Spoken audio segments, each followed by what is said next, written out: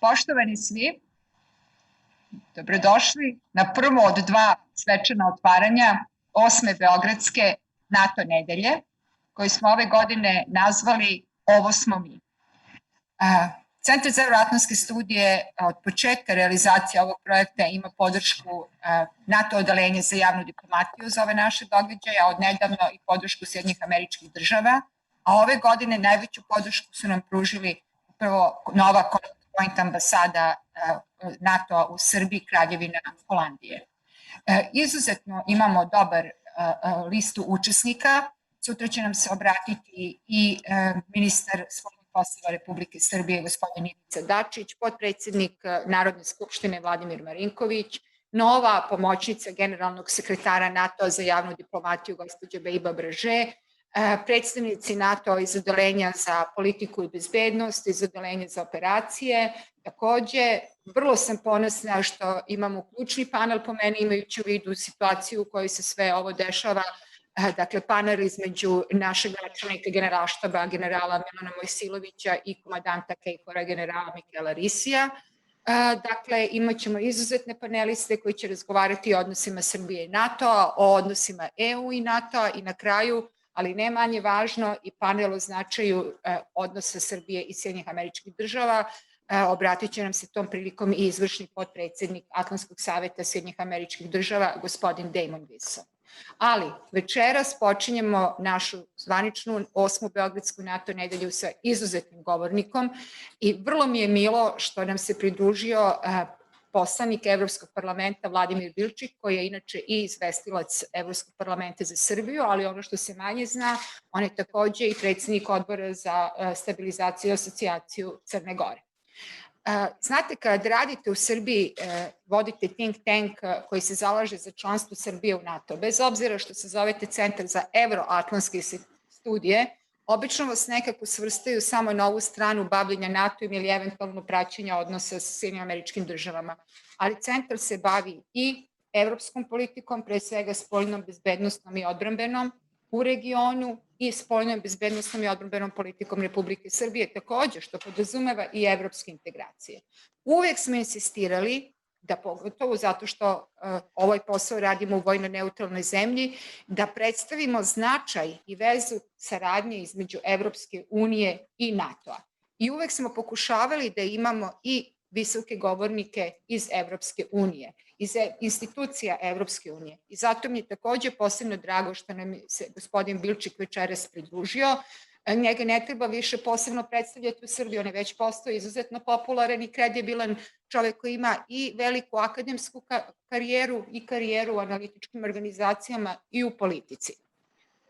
Pre nego što dam reč našem večerašnjem specijalnom gostu, daću par minuta gospodinu Bojanu Klačaru iz CeSID-a i gospodinu Nemanji Staroviću, istoričaru i politikologu, da bi nam predstavili svima koji večeras zajedno vrlo ukratko najnovija istraživanja javnog mnjenja koje je CEAS sproveo za potrebe ove konferencije i istraživanja o tome kako su se pojedine teme obrađivale u pojedinim medijima tokom izborne kampanje, ili upravo dok mi razgovaramo i javno objavljamo na sajtu, i da bi gospodin Bilčík imao ukratko uvid o čemu se radi. Ja vidim na našim ekranima da je Bojan Klačar s nama. Već, Bojane, izvolite, hvala ti što si se pridružio. Dobar dan, nadam se da se čujemo. Ja pretpostavljam da se dobro čujemo. Ja imam neku mikrofoniju pa zbog toga. Dobar dan, još jednom sa moje strane.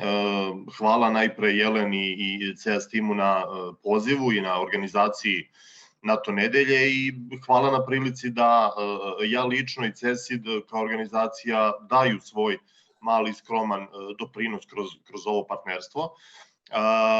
Mi smo uradili istraživanje javnog mnjenja krajem juna i to sada već polako postaje tradicija na neki način. Kao što je NATO nedelja postala tradicija, čini se i da ova istraživanja postaju tradicionalna i ja ću sada da podelim sa vama ekran ukoliko mi to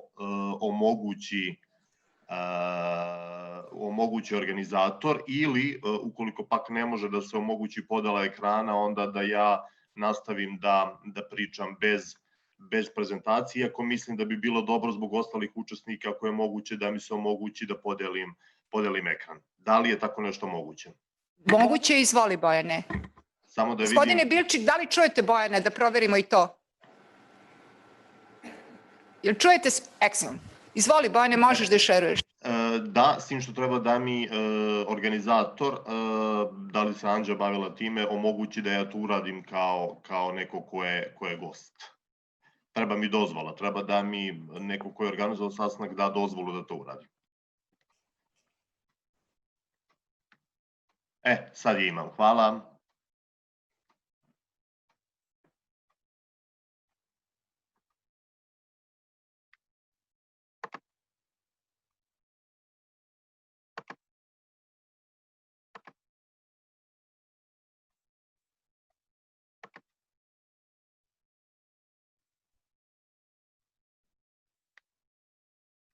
Samo trenutak.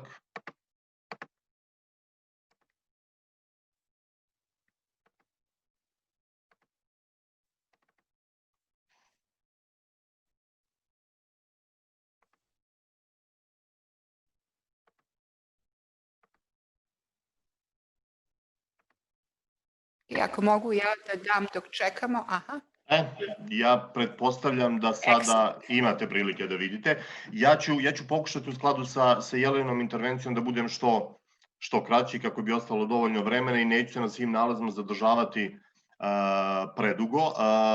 Vrlo ukratko, ovo istraživanje je urađeno između 17. juna i 26. juna i jako je važno da govorimo o tom periodu, zbog toga što je to period koji se jednim manjim delom poklopio naravno sa izborima, a potom se dakle preklopio sa onom najavom koja je veoma brzo usledila kada je reč o nastavku kosovskog dijaloga, dakle govorimo o toj nedelji. Uzorak je bio 1000 ispitanika koji su stariji od 18 godina.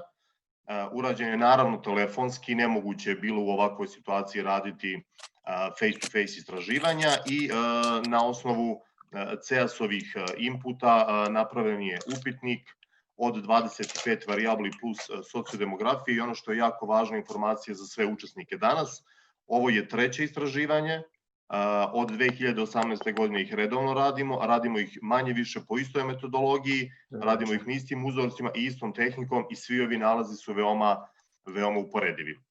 Mi smo krenuli sa jednim pitanjem koje je naravno bilo povezano sa COVID-19 i zapravo smo želeli da znamo, ja sam zbog gostiju pustio englesku verziju prezentacije, nadam se da to neće smetati, lakše je možda da svi pratimo. Prosto želeli smo jednim pitanjem da vidimo da li ljudi u Srbiji misle da Srbija treba institucionalno i regionalno da bude povezana sa ciljem omogućavanja medicinske opreme i ostalih, dakle, supplies i nama je tu bio cilj da vidimo da li ljudi veruju da Srbija treba da bude povezana i da li možemo da dobijemo neku vrstu iznenađujućeg odgovora. Odgovore koje smo dobili su očekivani, imajući u vidu razmere krize. Većina ljudi je rekla, njih 64%, da Srbija treba da bude povezana sa svim zemljama. To je očekivano. Procena ljudi je da je kriza toliko velika da treba iskoristiti pomoć masa koje strane ta pomoć dolazila. 16% ljudi smatra da ta pomoć treba da bude povezana, odnosno dobijena u saradnji sa Kinom i sa Rusijom, a po 7% veruje da Srbija sama i u saradnji sa državama iz regiona treba da odgovori na krizu koja je nastala COVID-19. Dakle, ovde ponavljam još jednom, nije bilo iznenađujućih rezultata, imajući u vidu zapravo da je ovde ključni nalaz to da ljudi žele da dobiju pomoć masa koje strane, imajući u vidu kompleksne situacije.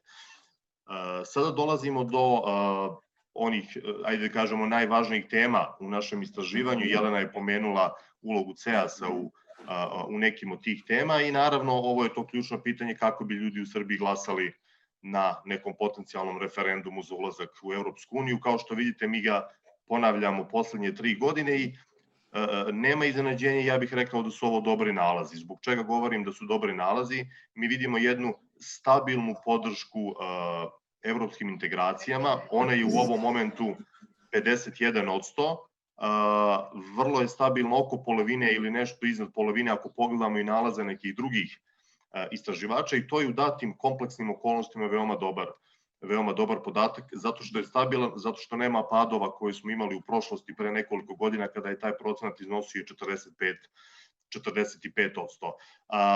Jako je ohrabrujuće to što u ovom momentu imamo 31% koji se protive.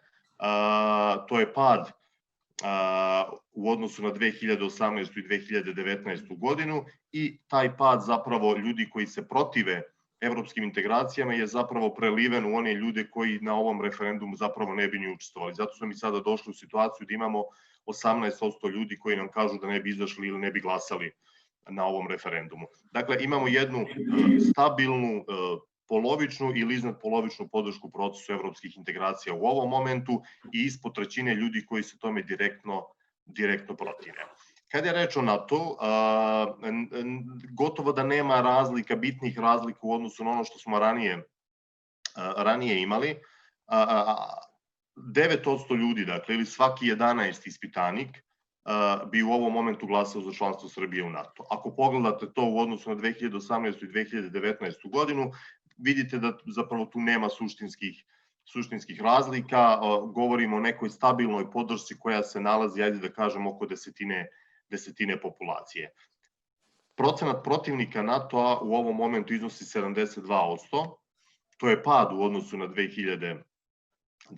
godinu. Vidjet ćemo da li će taj pad biti samo za ovu godinu ili će biti trend. To je ono što moramo da sačekamo da vidimo u budućnosti i svaki peti ispitanik ne bi izašao na taj referendum ili ne bi uopšte glasao.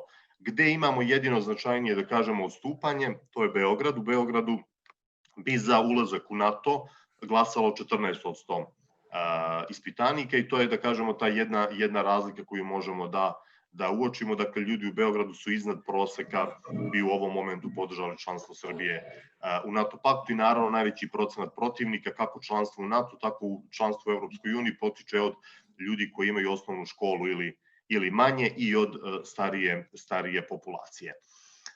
Ako govorimo o razlozima, sada govorimo isključivo o onim ljudima koji su rekli da bi glasali za članstvo Srbije u NATO, pitali smo ih koji su to ključni razlog, dakle šta oni to vide kao najvažniji benefit članstva u NATO i ključni odgovor koji smo dobili jeste da 41% ispitanika kaže da je to zbog bezbednosti.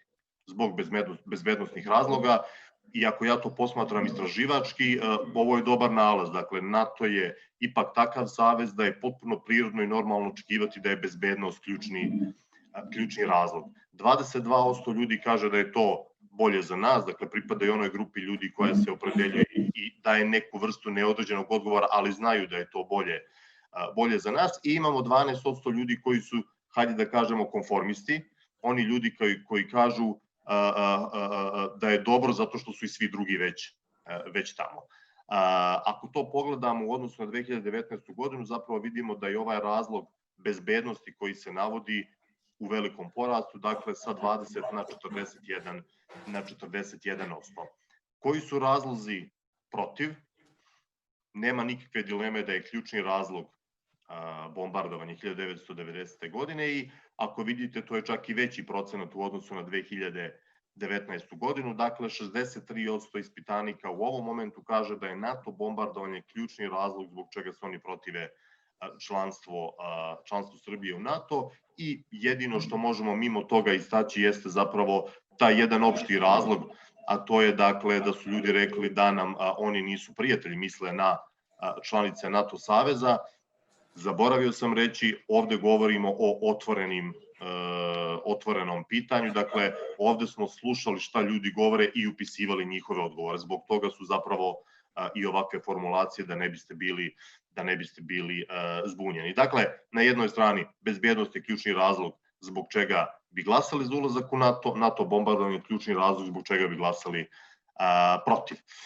Ovde smo želeli da vidimo koliko zapravo se menjaju procenti za članstvo u NATO u zavisnosti od činjenice da li bi ljudi promenili svoj stav da nije bilo NATO bombardovanje. I logično, taj procenat raste. Dakle, 29% bi u tom slučaju glasalo za članstvo u NATO, a 52% bi dalje bili protiv tog članstva. Zanimljivo je da među ovih 29% kod ovog pitanja se povećava taj broj starih ljudi. Dakle, oni stari ljudi koji bi na prethodnom pitanju glasali protiv, kada se isključi NATO bombardovanje, polako se priklanjaju tom stavu. Dakle, 99. godina i starija populacija su te ključne tačke koje utiču na percepciju članstva Srbije u NATO paktu. Ovo je jedno pitanje koje mi provlačimo već treći ciklus i zapravo želimo da pratimo koliko znanje ljudi o NATO utiče zapravo, odnosno koliko je znanje ljudi o nekim ključnim procesima kada je reč o priključenju NATO. Ja moram da priznam da ovo istraživanje, vidjet ćete i na kasnim pitanjima, sa izuzetkom jednog možda odgovora, pokazuje zapravo da je informisanost ljudi bolja. Evo vidite na ovom pitanju, u ovom momentu 57% ljudi je odgovorilo tačno. 57% ljudi je reklo da su skoro sve EU članice, ujedno i članice NATO pakta. To je veliki porast u odnosu na 2018. i 2019. godinu, kada smo imali 42, odnosno 44%. 12% misli da manje od jedne polovine EU članica su ujedno i članice NATO pakta i svi ti drugi procenti su zapravo zanemarljivi. Ono što u ovom momentu može sve nas još uvek na neki način da brine jeste da 24% ljudi nema odgovor na ovo pitanje. Dakle, 24% ljudi nama nije moglo da kaže bilo kakav stav po pitanju članstva EU članica u NATO savezu. Da li ljudi misle da je postojao neki objektivan razlog zbog čega je NATO bombardovao Srbiju 1999. godine i zamolili smo ih da nam kažu koji je to razlog. Ovde nema prevelikih dilema, ljudi veruju, njih 76% veruje zapravo da za bombardovanje 1999. godine nije bilo nikakvog razloga. Dakle, vidite ovaj narandžasti deo ove pitice i 14% nije znalo da odgovori na ovo pitanje. Što znači zapravo da je mimo ova dva odgovora ostalo nekih 10% koji su navodili neke razloge i jedino što možemo izdvojiti jeste da 3% misli da je razlog za NATO bombardovanje bila pogrešna politika Slobodana Miloševića i 3% misli da Slobodan Milošević nije želeo da da ostavku na mesto predsjednika i da je to bio motiv za bombardovanje. Dakle, ključni zaključak zapravo iz ovog grafikona jeste da 76% misli da je bombardovanje bilo bez ikakvog objektivnog razloga. Drugo test pitanje koje smo postavili, i ovo pitanje postavljamo po prvi put, dakle nismo ga imali u ranijim ciklusima, jeste zapravo pitanje da vidimo koliko ljudi su zapravo znaju koliko je prošlo između formiranja NATO saveza i ulaska u sukob, odnosno sukoba između Francuske i Ujedinjenog Kraljevstva na jednoj strani, odnosno Nemačke na drugoj strani. I ovde vidimo zapravo da su ljudi bili zbunjeni. 66% je reklo da je prošlo više od 10 godina, što je u osnovi negde netačan odgovor. 25% ljudi uopšte nije znalo da odgovori na ovo pitanje i 9% ljudi je dalo tačan odgovor. Dakle, negde svaka 11 osoba zapravo zna da je između Drugog svjetskog rata i formiranja NATO saveza prošlo veoma malo vremena. Šta je zapravo stav ljudi u Srbiji kada je reč o saradnji Srbije sa NATO u reagovanju u takozvanim vanrednim situacijama i u kriznom menadžmentu? I ovde smo dobili neke nalaze za koje mi u ovom momentu ne možemo da pronađemo adekvatno objašnjenje. Dakle, mi smo dobili da 33% ljudi u Srbiji vidi negativno na saradnju između Srbije i NATO u pravcu rešavanja vanrednih, odnosno kriznih situacija, 15% to vidi na pozitivan način, a 44% to vidi na neutralan način. Ne možemo da pronađemo adekvatan razlog zbog čega je došlo do do povećanja negativnih ocena i smanjenja pozitivnih ocena, osim ako se ne radi o momentu kada je rađeno istraživanje, pa je taj moment u kome smo radili istraživanje uticao da dođe do ovih promena. Dakle, u ovom momentu 15% ljudi u Srbiji podržava dakle, saradnju Srbije sa NATO u pravcu rešavanja vanrednih situacija, a 33% ljudi se protivi. Idemo dalje, kada je reč o Kosovu, ovo je pitanje koje postavljamo treći put. Mi dakle postavljamo pitanje za razgraničenje, za rešenje koje bi trebalo da dođe, odnosno da bude podržano i od strane srpskog predsjednika i vlade, a uz podršku Sjedinjenih država i Evropske unije. I ovde vidimo zapravo da u ovom momentu, dakle govorimo u ovom momentu, 29% bi podržalo razgraničenje, 54% bi bilo protiv razgraničenja, 6% ne bi izašlo na takav referendum. Šta se ovde desilo? Desilo se zapravo da smo dobili jedno povećanje ljudi koji se protive ovom rešenju i da je to povećanje došlo iz one grupe ljudi koji su u ranijim istraživanjima bili neodlučni. Ako pogledate podatke za 2018. i 2019. godinu, vi vidite zapravo da je procenat onih koji su za i koji su protiv bio manje više identičan. Danas je taj procenat više u korist onih ljudi koji se protive razgraničenju i opet kao što sam rekao, protivnici razgraničenja su došli iz one grupe ljudi koji su ranije bili neodlučni ili koji nisu imali nikakav stav o ovom pitanju. Kako je mišljenje ljudi u Srbiji o rezoluciji Ujedinjenih nacija, Saveta bezbednosti Ujedinjenih nacija 1244? Generalno govoreći, ljudi misle da ta rezolucija ide u prilog Srbiji, dakle to je više od 70%, međutim, ono što jeste zanimljivo jeste da je ipak većina među njima ljudi koji kažu da to ide donekle u korist Srbije, dakle da je donekle povoljno. Dakle, imamo 23% ljudi koji kažu da je rezolucija 1244 izuzetno povoljna za Srbiju, ali 52% ljudi misli da je ova rezolucija donekle povoljna za Srbiju. 10% ljudi misli da nije povoljna za Srbiju i 15% ljudi nije imalo nikakav stav o ovom pitanju. Jedan grafikon, a vidjet ćete i kasnije, koji pokazuje neku vrstu, ja bih rekao i dalje, nerazumevanja prošlosti ili pak velikog prostora za unapređenje u ovoj oblasti, jeste ovaj grafikon za civilne žrtve. Civilne žrtve ratova, dakle kada govorimo o Srbiji i Kosovu. Dakle, ovaj sivi bar, siva boja predstavlja srpske civilne žrtve, odnosno kosovske civilne žrtve, a žuti bar predstavlja srpske civilne žrtve na Kosovu. I ako pogledate ovde vidimo dva velika zaključka. Prvi, nažalost, zaključak jeste da ljudi u Srbiji ne znaju puno toga o stradanju civila. Dakle, da nemaju nikakvu ideju koliko je zapravo civila stradalo kada je reč o Kosovu, jer vidimo dakle da 53% to ne zna za kosovske civile, 47% to ne zna za srpske civile.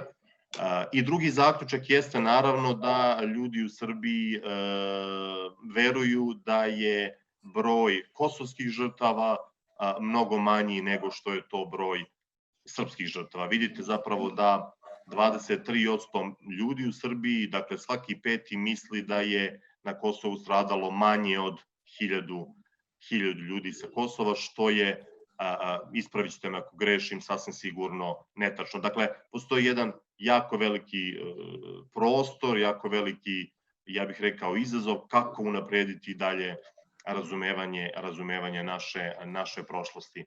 Hvala ti, Bojane. Mi ćemo nastaviti prezentaciju detaljnije sutra. Mi ćemo sutra predstaviti i rezultate drugog velikog istraživanja koje smo sproveli uz podršku ambasade Kraljevine Holandije, koji smo angažovali studente Fakulteta političkih nauka, koji su vrlo intenzivno pratili izbornu kampanju i kako su pojedini aktori govorili o ovim relevantnim temama Srbije i Zapada. Mi ćemo tu naravno istraživanje takođe gospodinu Bilčiku i njegovom timu odmah podneti da i oni pogledaju. Jedan od razloga zašto se naša konferencija zove Ovo smo mi je zato što smo upravo hteli da pokažemo da postoji dinamika i unapređenja odnosa sa SAD i jačanja odnosa i proširenja i sa NATO-om i da to što više relevantnih aktera i donosioca političkih odluka u Evropi uzme u obzir, ako mogu tako da kažem. Međutim, večerašnji panel smo nazvali i po jednoj pesmi Arsena Dedića, ali ono sve što znaš o meni, to je stvarno tako malo. Između ostalog, mi smo ovih dana čuli prilično netačne ocene određenih krugova i komentatora u Srbiji o relevantnosti ili nerelevantnosti evropskih poslanika. Oni su izuzetno relevantni. Vladimire, čestitke pre svega kao predstavniku jedne od institucija Evropske unije na samitu EUKOM-a i na zaključcima. Oni sada treba upravo da dođu u vrlo važnu instituciju, Evropski parlament. Izvolite i dobrodošli konačno na 8. Beogradsku NATO nedelju.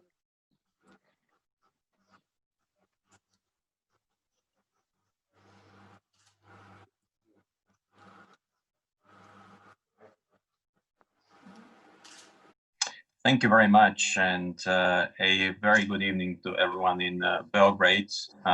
It's very good to connect, and I want to thank the organizers, the Center for Euro-Atlantic Studies, for the kind invitation. Also, big thanks to Bojan for the presentation of the survey data. It's very good to be here. I know it's the midst of the summer, but summer is very political these days in Europe because of the COVID-19 situation.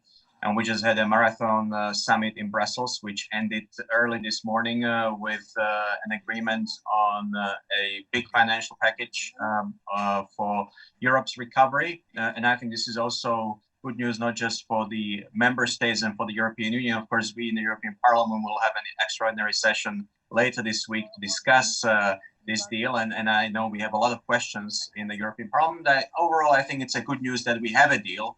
We should discuss what sort of a deal we have, but it's also good news for the Western Balkans and for Serbia. We need a stronger, more resilient Europe, and we need Europe which is going to be more able to engage in the neighborhood and engage seriously and consequently with especially the closest neighbors, those who are engaged in negotiations on their European perspective, and that includes Serbia as well. So it's important to connect now this summer, although I regret not to be able to be in Belgrade. This is quite frustrating, I must say. As the rapporteur, the standing rapporteur for Serbia, the last time I visited Belgrade was in early February together with Commissioner Varhelyi, and it's frustrating to be able to connect online, and I have been doing this very regularly. I'm able to see Serbia's representatives in Brussels, but of course it will be some time before I can come back to Serbia, and I hope this gives us an opportunity to discuss some of the important issues at the moment. So glad to be here, and I understand this is going to be more of a Q&A and interactive session, so I'm keen to hear your questions because I haven't really prepared a speech. I'm happy to talk about all issues and the survey in Serbia, but let's make this as interactive as we can. Ja bih vas odmah sada pitala da li ste u ovim rezultatima koje smo vam i poslali, da li ima nekih iznenađujućih nalaza, korisnih nalaza i odmah drugo pitanje, s obzirom da ste i predsjedavajući odbora za proces stabilizacije i pristupanja Crne Gore, čuli smo danas relativno razočaravajuće vesti da dijalog vlasti i mitropolita nije prošao najbolje. Šta se dešava, kako je moguće da Evropski parlament i druge evropske institucije i Sjedinjene Američke Države i taj proces možda malo pomognu i bolje objasne javnosti u Srbiji i u Crnoj Gori?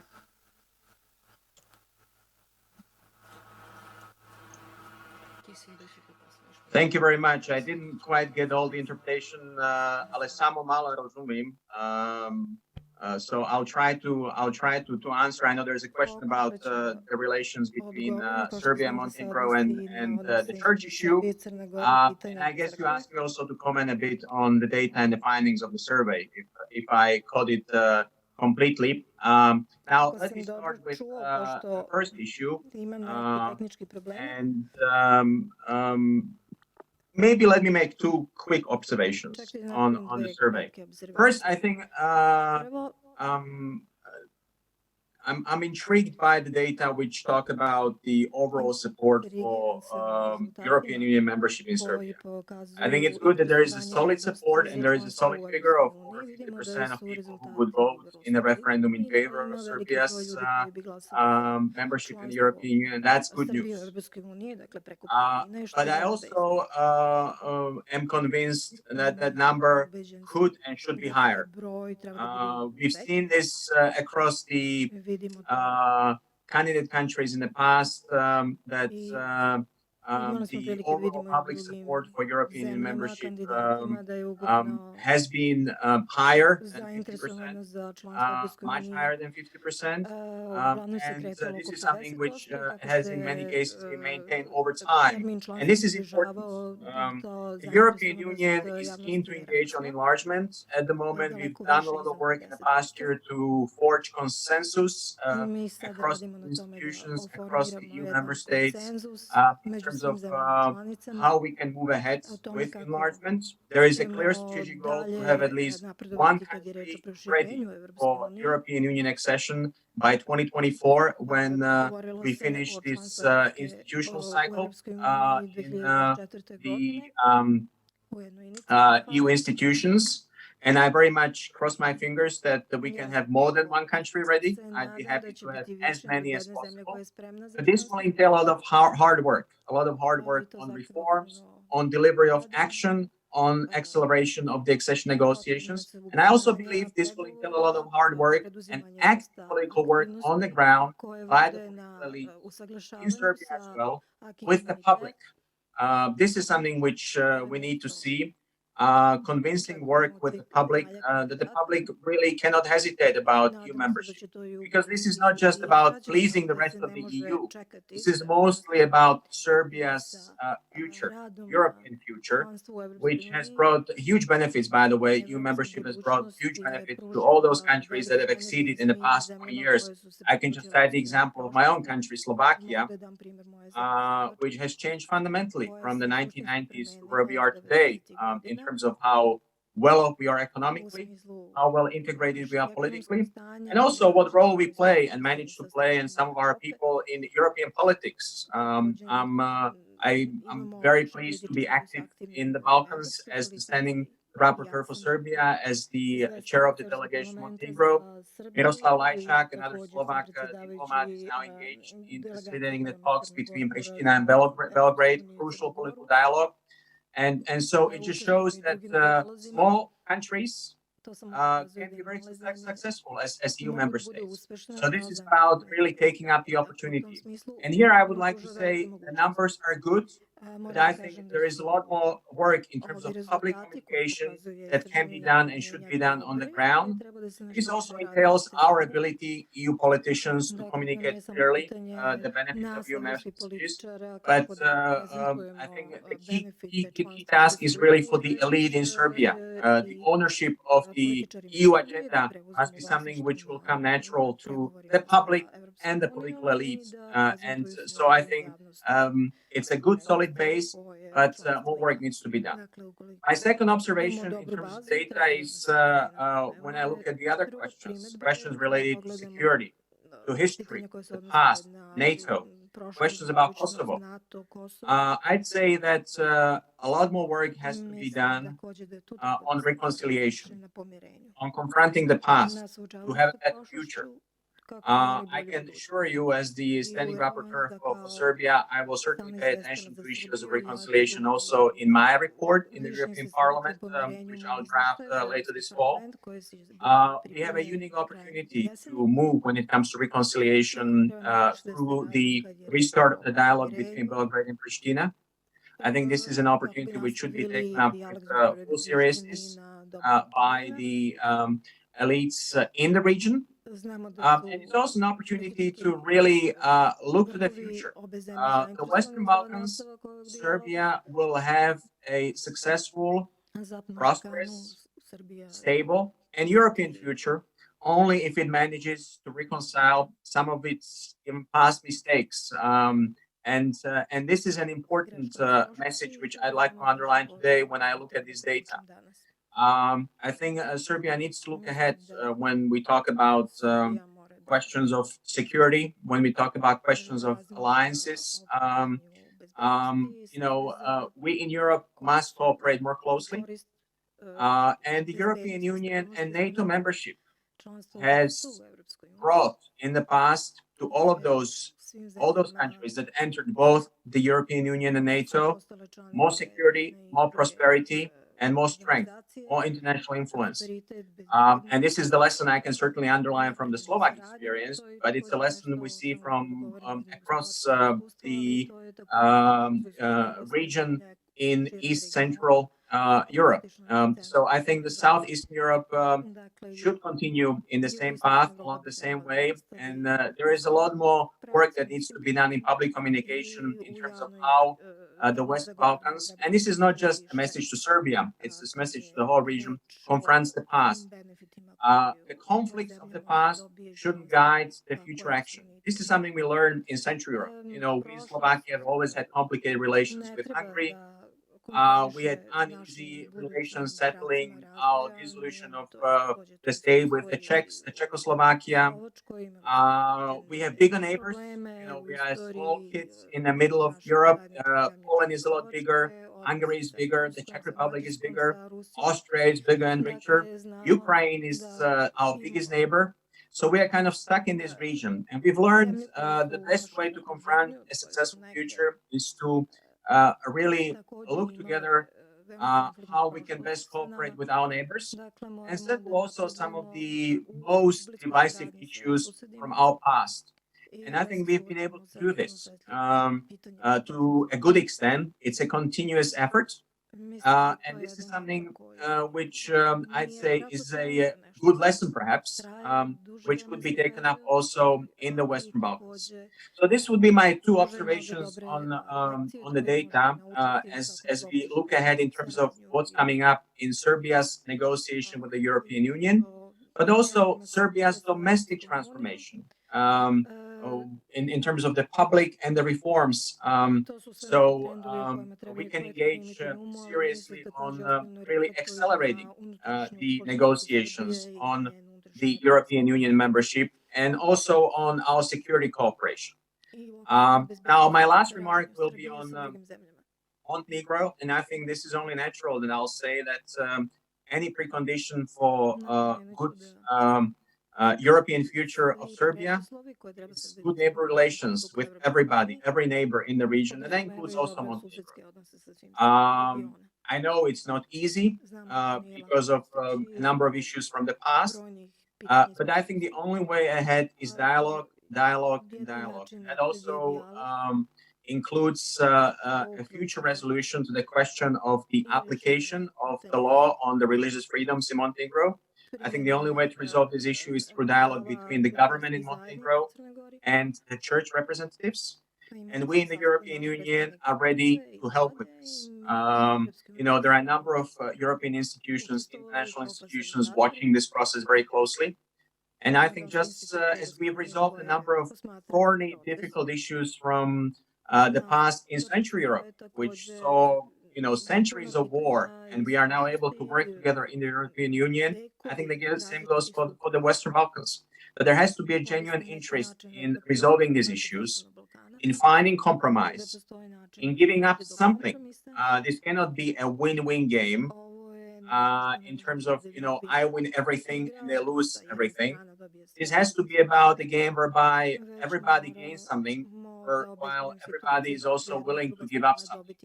It's not an easy game to play, but this is the game of European politics, which we've learned to play in the European Union. So this would be my comment on this. And again, I'm in touch very closely also with our partners in Podgorica as the chair of the delegation for Montenegro. I'm crossing my fingers that Montenegro can have free and fair elections at the end of August. And of course, we'll be watching the situation there very closely as well. But let me just maybe say one sentence here on Montenegro. I think it's been very good news, and we welcome this more broadly, that Montenegro joined the North Atlantic Treaty Organization a few years ago. Montenegro's membership in NATO has been an important anchor of Montenegro's place in the political West and in the stability of the Western Balkans. So I would like to encourage also an open and honest debate on NATO, on relations with NATO in Serbia. I know this is difficult because of the recent past, but I think this is all part of bigger efforts at reconciliation, which I've underlined. So thanks for those questions. It's been a longer entry, but I think those questions deserve a bit of an explanation also from my side, and I'm happy to take more. Thanks. Gospodine Bilčík, sa mnom su danas ovde i moje kolege koji će mi sutra pomoći da moderiramo ovaj jedan hibridni događaj. Nije samo Zoom, ovaj prenos naš sada ide live na YouTube-u i mislim da i gospodin Starović, koji je inače i istoričar i politikolog, i John Capello, koji je direktor Balkan Security Networka, jednog think tanka nedavno osnovanog u Srbiji, imaju pitanje za vas. Koliko sam razumela, imamo još nekih 15 minuta vašeg vremena. Ako je to okej sa vama, gospodine Starović, izvolite. Dobar dan, evo ja ću biti zaista vrlo kratak. Dozvolite mi samo jedan vrlo kratak komentar na istraživanje koje je gospodin Klačar predstavio.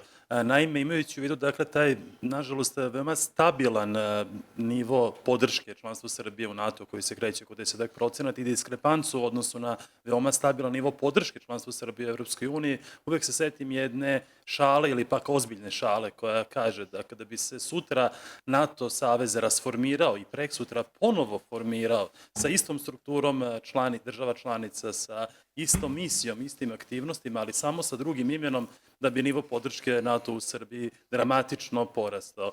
S obzirom da naši građani ne posmatraju, dakle, NATO kao zbir svojih država članica, među kojima su neki tradicionalni prijatelji Srbije, poput Rumunije, Grčke, Slovačke, neki novi veliki prijatelji poput Mađarske ili Španije, ne posmatraju čak ni kroz prizmu, dakle, Sjedinjenih Američkih Država, jer je rejting Sjedinjenih Američkih Država i podrška u napređenju saradnje sa Vašingtonom uvek daleko veća nego li kad govorimo o NATO-u, već se posmatra kao nekakav entitet koji je nezavistan od svojih članica. Ono što želim da najavim, dakle, ja ću imati tu čast da na poziv organizatora i Centra za evroatlantske studije sutra moderiram panel na kojem će biti predstavljeno drugo istraživanje koje je sprovedeno tokom vanrednog stanja u Srbiji i koje predstavlja svojevrsni medija monitoring, bilo da se radi, dakle, o televizijskim stanicama, radio stanicama ili informativnim portalima. Praćene su teme koje su dominirale, naravno da su to bile teme vezane za javno zdravlje, ali takođe i za politička ekonomska pitanja i za odnose naše države sa važnim međunarodnim akterima. Ono što je očekivano, dakle, da kada govorimo o izveštavanju vezanom za važne međunarodne aktere, dakle, Ruska federacija, Evropska unija, Narodna republika, Kina, Sjedinjene Američke Države, da je ton koji je meren, a razvrstavano je u 3 kategorije, dakle, pozitivni izveštaj, neutralni izveštaj i negativni, da su preovlađivali neutralni izveštaj. Međutim, kada ostavimo po strani te neutralne izveštaje, vidimo da je daleko više pozitivno intoniranih izveštaja, dakle, govorimo o emisijama i o prilozima, bilo da govorimo o Sjedinjenim Američkim Državama ili Evropskoj uniji u odnosu na izveštaje koje su negativnog karaktera. I ono što bi negde moglo predstavljati iznenađenje ili malo očekivan podatak do kojeg se u istraživanju došlo, a to je da su nosioci tih pozitivnih izveštaja i o Sjedinjenim Američkim Državama i o Evropskoj uniji zapravo provladini mainstream mediji u Srbiji. Govorimo i o televizijama i o drugom tipu medija, dok je doprinos takozvanih nezavisnih medija, bilo da govorimo o Slobodnoj Evropi i Glasu Amerike ili o nekim medijskim franšizama koje propagiraju takozvanu opozicijonu agendu, u Srbiji bio veoma mali ili čak nepostojići. Pa bi se, dakle, negdje moje pitanje gospodina Bilčeka bilo da prokomentariše takve nalaze, a o tim nalazima ćemo svakako sutra na panelu kojem ćemo moderirati daleko detaljnije, o njima ćemo daleko detaljnije da razgovaramo.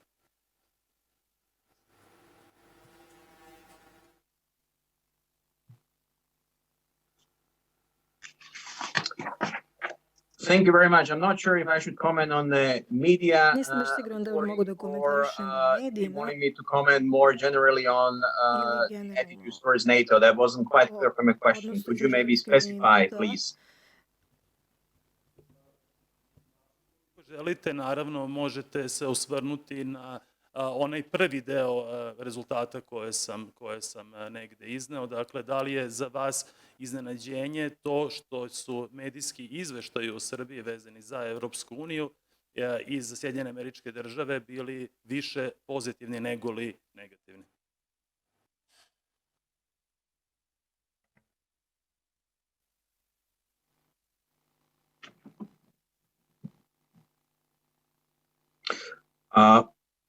Look, I think, and this is a broader point, Mislim da ovo and govori again, it o relates to the media scene. I think it's important that the media always report based on facts. mediji We need facts in izveštavaju public zasnovano debate. na We need činjenicama. facts in the media.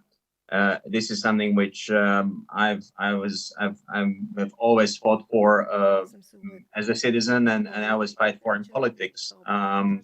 By the way, I just became in the European Parliament. We have a new special po committee činjenicama. on Mi u fighting parlamentu imamo disinformation, izveštaj which will koji se start its bavi work in September. I'm one of the members representing my political group, the European People's Party, the EPP. And I take the situation in the media across Europe very, very seriously at the moment because we see, even as a consequence of the COVID-19 situation, that the independence and the freedom of media and the ability and the focus of the media to report facts are under increasing pressure. Quite frankly, I think given what the European Union, what the West in general has been doing in the Western Balkans, also how much we have supported the developments in Serbia in the past years, I am not at all surprised that the reporting in the media is generally more positive because I think it's very clear, and I've said this over and over, that even though we are in this crisis situation, COVID-19 is a crisis situation for all of us because we are starting to see the social and economic consequences of the recent months, and of course we are starting to learn to live in a new normal with the COVID-19, which is not always easy, but we have to get used to it. And here it's very important that we stay very, very true to the facts. So in that sense, I think we need the facts about the European politics, about the EU's engagement, and about the EU's role.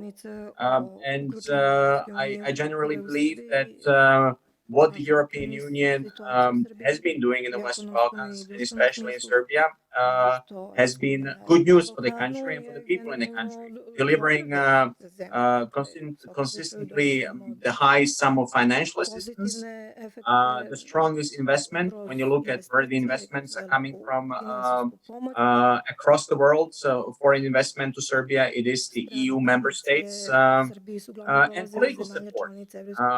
I agree we could do more. I agree we could be more visible. We could be more engaged and more active. But I think what we have been able to do already gives a good sense to the people why European Union membership is a good thing. So I'm not surprised, but I'm surprised that actually we have this question and this debate. I'd expect that the media defend the public interest. And by the way, this is a bit of a thing which I've noticed across the Western Balkans, the sense that there is the opposition media, the pro-government media. I live in a country where we have mostly independent media serving the public interest.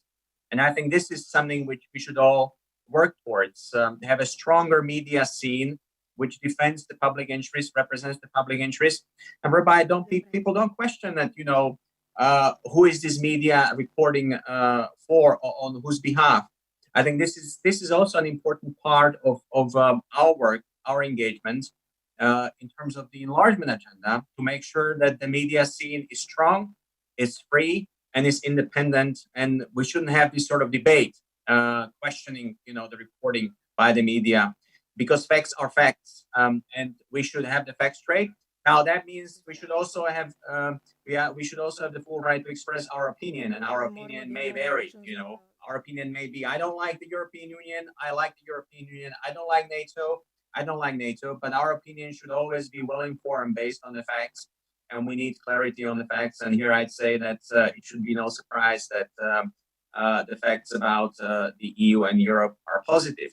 But I'd say we have a lot more work to be done here in terms of the media scene, but also in terms of the political landscape. I've often noticed, and maybe this is my last point as a wider reaction, in the Western Balkans, in Serbia, that European Union, European actions are oftentimes questioned by politicians all across the political spectrum.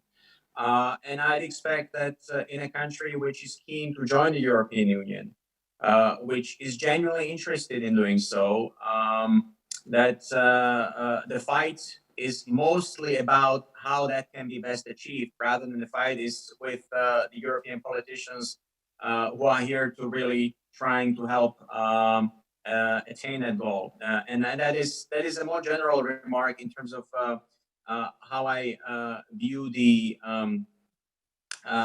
public debate in a country on the European Union membership. I'd expect, and this would certainly be my expectation, especially after the elections in Serbia, which weren't easy, but which produced a result. And the result is clear in that sense. There is a very clear majority in the country, governed by a strong political force that's always said our priority is European Union membership. So I'd expect that we see some delivery on those words now, some real action, and that action should be also clear from the way European Union is talked about by the political elite and is reported in the media across the country, because this should be a societal project. You know, joining the European Union is not a choice you make because you feel like it today or tomorrow. It's a bit like marriage. And it's a marriage which is difficult and very costly to leave, as we see with Brexit and the United Kingdom leaving the European Union. So it is a choice for life, in a sense. And in that sense, it should be treated as such in terms of it being a strategic goal. So I'd hope that actually, in my last sentence is, we see even more positive news on what Europe is doing, because we are in this together with Serbia. Ja se slažem s vašom ocenom o značaju ne dešavaju u vakumu, već u određenom vremenskom periodu koji mislim, određenom vrstom geopolitičkih okolnosti. I čini mi se da ova podela o kojoj je govorio gospodin Starović, u stvari to je retorika onih koji izveštavaju ili zahtevaju ili komentarišu intenzivno medijsku scenu u Srbiji. Nalazi do kojih smo mi došli i do kojih smo dolazili pre 2 godine u našem izveštaju Tamna strana meseca, govore u stvari da ovaj izuzetan trend jačanja podrške saradnji sa Sjedinjenim Američkim Državama i veći prostor koji u prodržavnim medijima dobijaju proamerički i pro-NATO nastrojeni komentatori nije trend, u stvari je obrnut trendu koji mi vidimo u onome što sebe tradicionalno smatra kvalitetnim medijima u Srbiji. Bilo to da su ispostave lokalne Deutsche Welle, Glas Amerike, Radio Slobodne Evrope, BBC-a ovde ili onih koji sebe proglašavaju ugroženim slobodnim medijima. I to je jedan od apsurda koji postoji trenutno u Srbiji. Čini mi se jedan od tih stvari koja se manje vidi na političkom zapadu i to je jedan od razloga zašto smo se dodatno nazvali Ovo smo mi, pokušavajući da i te momente objasnimo relevantnim osobama koje formiraju i javno mjenje i utiču na formiranje javnih politika institucija Evropske unije prema Srbiji, nam se učinilo da je to jedan element koji negde nedostaje ili nije dovoljno obraćena pažnja. Možda je za to zaista, nije niko formalno kriv ili odgovoran, možda je zaista potrebno sedeti i slušati jutarnje programe i čitati lokalne portale i upoređivati non stop i shvatiti da i sebe kao nekoga koji je retka osoba koja zagovara punopravno članstvo Srbije u NATO, ja 2 godine nisam nijednom razgovarala ni sa Glasom Amerike, ni sa Radio Slobodnom Evropom, niti sa Deutsche Wellom, a bila sam, to je ono, Bila sam redovni sagovornik. Sad sam redovni sagovornik na prodržavnim medijima non stop. Dakle, taj switch, zašto se desio, mi imamo neku svoju teoriju, ali pričat ćemo o tome i sutra i nadam se da će i naša saradnja s vama se nastaviti, pa ćemo možda imati i ponovo priliku da i o toj temi razgovaramo. Mislim da sada i gospodin Kapelo ima neko pitanje za vas, pa da ne zloupotrebljavamo vreme.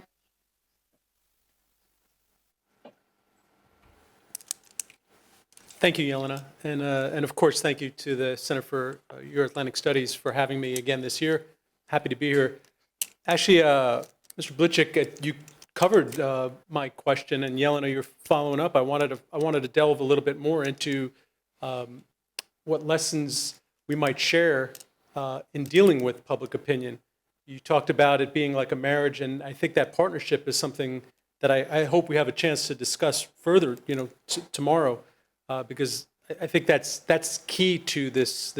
We could talk about messaging, narratives, about messages and how we shape those.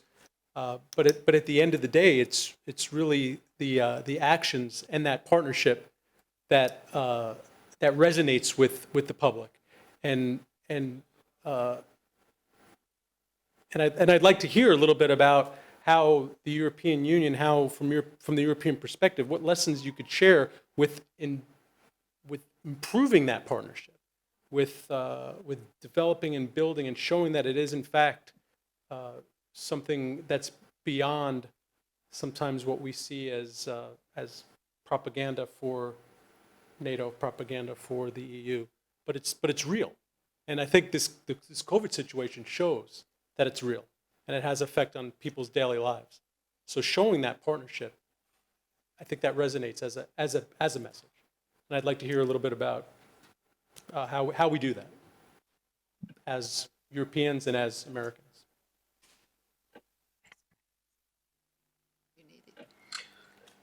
Thank you very much. This is the key question, and I think it's about our daily bread and butter when it comes to European politics, in a sense. And we need to be able to multiply that across the societies in the Western Balkans, but also across the societies in the European Union and also within the NATO member states. I know we're discussing I have my EU head on, naturally, as the member of the European Parliament, as the rapporteur for Serbia, but I'm also convinced that Europe's security has been well guarded by NATO. I was in favor of NATO membership of my own country, and I think it served us very well. But I also know it's a two-way street. It's not about the fact that you enter an organization and you kind of put out your hand and you expect that things will be delivered to you, money will be delivered to you, investment will come to you. It's also about what you do. It's about the contribution. It's not a zero-sum game. It's a win-win in a genuine sense. That is to say, just imagine, and I always tell this to people, imagine what Europe would look like had European Union and NATO enlargement not taken place. Starting in the 1990s, we had the first NATO expansion back in the 1990s, with the first countries joining over 20 years ago, the North Atlantic Treaty Organization from the former communist bloc. And this was a real game changer. And if you imagine Europe today being as divided as it was more than 20 years ago, how it would cope with the COVID-19 situation, but also with the financial and debt crisis we faced more recently, with the migration crisis, which, arguably we haven't managed as well as we could have, but we still managed to survive it as NATO, as the European Union. And we are trying to move ahead and look ahead in terms of how we can have more sustainable ways of dealing with migration issues. And we've just become a lot stronger as the Union, as NATO. And we are able to face challenges together which are much larger than our individual countries and societies. I think especially for small countries, it's a lot easier. And in many respects, it gives us a lot more power. And, Serbia is a big country in the Western Balkans, but in the European sense, it is a smaller country. I think we all recognize that. And I can say that coming from a country which is just a tad smaller than Serbia in population, it's given us a lot more power to deal with bigger countries like Russia. It's very different coming to Moscow and meeting the Russian president if you're a leader of a country which is a member state of NATO and of the European Union, as opposed to coming as a leader of a country which doesn't have the backing of these organizations and the partners in these organizations. The same goes for dealing with China. So it suddenly gives you a sense of having a base, which gives you a sense of power, which is not otherwise there in international relations. And given where we are today, the uncertainty we face, this is not a simple either bipolar world or a world which emerged shortly after the end of the Cold War. We have a very, very difficult world. And of course, we also have a lot of problems in the West, across the West, arguably. But the only way to deal with them is to go on together as NATO and as the EU, and tell our story in a genuine way to all of those who might be and are keen to work with us or to join us. Because I think it's worked well for us. And arguably every single NATO and EU expansion since decades ago has been a success story. So let's talk a bit more about these success stories, even in Serbia, across the Western Balkans. And let's give people hope. But there is the flip side of the coin here. And this is where, I also want to give my appeal to my friends in Serbia, in Montenegro, in other parts of the Western Balkans. NATO membership, EU membership is not a simple political transaction or calculation. It is a bit like marriage. It is a much bigger commitment. It is about a strategic choice. It is about answering the question, where do I want to see my country? How do I want to see my country work? What sorts of institutions do I want to see in that country? It's not about beating the political opponent here and now or winning this next election. It's about making a choice which will basically determine the future of the young generation today and the future of the generations which are to come. And this is the story we see across East Central Europe. It's not always an easy story, but I'd say it's a better story than staying outside. I already mentioned I'm from a country, our biggest neighbor is Ukraine, which is neither in NATO nor in the European Union, and which is in a state of war, effectively speaking, with its even bigger neighbor, Russia, when it comes to the Eastern Ukraine, or when it comes to Crimea, which has been annexed by Russia.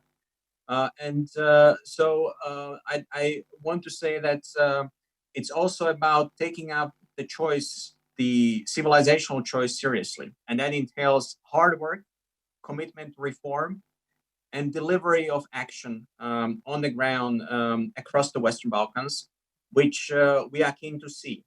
I know, and I realize this, the past decade was a bit of a lost decade when it comes to our attention, political attention, and also our clear commitment to the region. And I know that people are hesitant to trust the West, to trust NATO, and to trust the European Union. And I understand some of the reasons why. But I think we've done a lot of work, especially past year, to show that we are serious about European Union enlargement. NATO doors are also open. The best proof is the accession of North Macedonia just a few months ago. And hard work does pay off. Resolution of conflicts does pay off. This is the story of North Macedonia, for instance. I think this is also something which we need to underline our public communication. It's not just about what we can give to the region, what we can give to Serbia. It's also about what Serbia can give to Europe, and what Serbia can give to Serbian citizens in terms of the European future. And it's about the qualitative change on the ground which we are keen to help with, but we are also keen to see. And this is the story I think we need to tell in a very honest way, perhaps use language which is less bureaucratic, which is more political, which is more direct. We need to learn to do that. But I don't think we have another choice. I'd say this is the last decade in terms of the tectonic forces which we face in Europe, when we can still succeed in terms of the European future of the Western Balkans and the Western future of the Western Balkans when it comes to the wider security architecture. So we should take it very, very seriously. And the more support we get, the better. I'm also glad to see that this is a joint efforts of the Serbian NGO, the European institutions, and the Americans.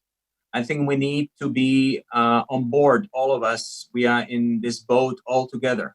And the more we can cooperate across the Atlantic, the better we can be in terms of making change happen also in the Western Balkans. So this would be also my maybe last reaction to this wonderful exchange. It's been a real pleasure. And I also wish you a very, very good and constructive, frank and open debate. It's important that we all have it and you all have it in Belgrade. And I look forward to being there on the ground at some point whenever this COVID-19 pandemic is finally under control. Gospodine Bilčík, hvala vam još jednom i što ste prihvatili učešće u relativno kratkom vremenskom roku i na vrlo iscrpnim savjetima i komentarima i iskreno se nadam da ćemo nastaviti saradnju. Hvala vam još jednom, prijatno i laku noć. Good night. Dragi svi, ovim se završava prvi panel svečani i prvo otvaranje zvanično 8. Beogradske NATO nedelje koje se odvija pod naslovom Ovo smo mi. Sutra nastavljamo u 9:30.